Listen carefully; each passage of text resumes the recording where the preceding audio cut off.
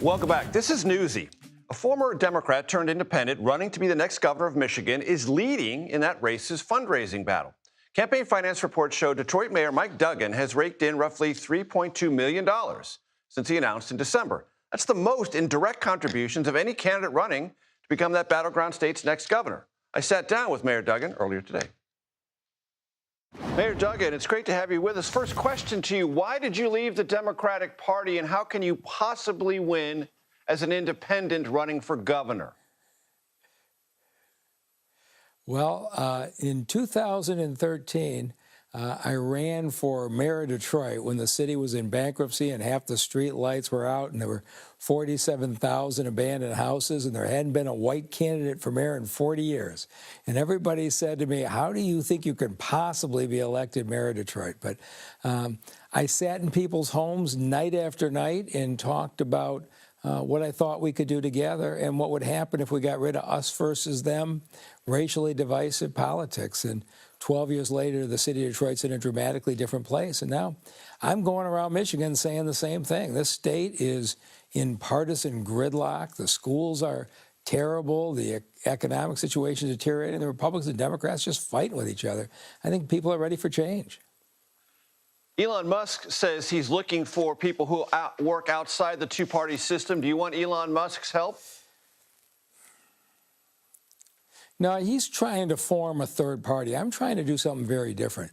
I'm running as an independent because the Republicans and Democrats in Michigan are just fighting nonstop. Last week, the Democrats voted down a bill that would have had school kids not use their cell phones during class, and they voted it down because they didn't like the Republican legislator who sponsored it. I'm trying to get the two parties to work together, and a third party would just add to the chaos. So Elon Musk's third party is not something I'm interested in. So the Michigan Democratic Party is none too pleased with this effort. You know that better than I do. They denounced you for having a J.P. Morgan executive on behalf of a quote-unquote dark money group supporting you. And they are saying, in part, every day it becomes more clear that Mike Duggan cannot be trusted as the real intentions of his self-serving campaign continue to come to light. How do you respond to that? Last week's numbers showed I raised more money for Michigan than all three Democratic candidates put together. We had an endorsement of 160 African-American ministers for my campaign, pretty much every prominent minister in southeastern Michigan, which caused the Democratic Party to have major heart failure. And then many of the Democratic unions, the carpenters, the plumbers, the restaurant and casino workers, traditional Democratic groups have all come on board in my campaign. And the Democratic support is crumbling for them. And I know they're a little upset, but people are fed up with this Democratic Party in Michigan. They're just they only care about two things. They hate the Republicans in general, and they hate Donald Trump in particular, and they don't stand for anything else. And a lot of people are deciding they've had enough of it. Speaking of President Trump, talk to me about tariffs, Michigan, and the automakers, especially as it relates to tariffs currently in Canada and Mexico, which I've read, Mayor Duggan, right now, if they stay, will benefit European Union automakers and the Japanese automakers and the Korean automakers. Right. Yeah, well, I'm from Detroit. Nobody has to tell us of the devastation from the bad trade agreements over the years. Much of our manufacturing base in Michigan cleared out to Mexico and to some extent to China. So if tariffs were done correctly, particularly for Mexico or China, they could be very helpful to Detroit and Michigan. The Canadian tariffs are a huge problem for us. In Detroit, we have 3 huge assembly plants, 2 Jeep plants, and a GM truck plant.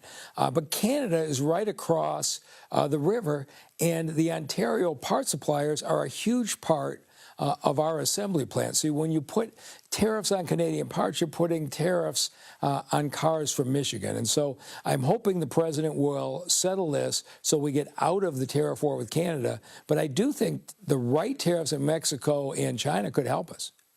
In what way, Mayor Duggan? How could they help? So you've already seen in Detroit, we have brought back major seating plants, dashboard plants, a huge Jeep assembly plant, much of them coming from Mexico. We've become more competitive over the last 10 years. There's probably $6 billion in new plants in Detroit. But the companies are making borderline decisions, but they make decisions 3, 4, 5 years at a time, not 3, 4, 5 weeks at a time. But there are borderline decisions on parts plants in particular, Mexico versus America. And anytime you're into America, Michigan is going to compete. So a good tariff plan could work for us. Mayor Duggan, you've outlined some of your grievances with the Democrats in Michigan. Do you have grievances with Republicans in Michigan, and how would your agenda differ from what you've seen from Republicans? There's no question about it. The Republicans and Democrats both share the blame. 60% of the fourth graders in the state of Michigan do not read at grade level. Michigan is 44th in America in our 8-year-olds reading, and that's just unthinkable for a state that used to pride itself on our education system. But a big part of it is every 2 years, this is what happens when you're in a purple state.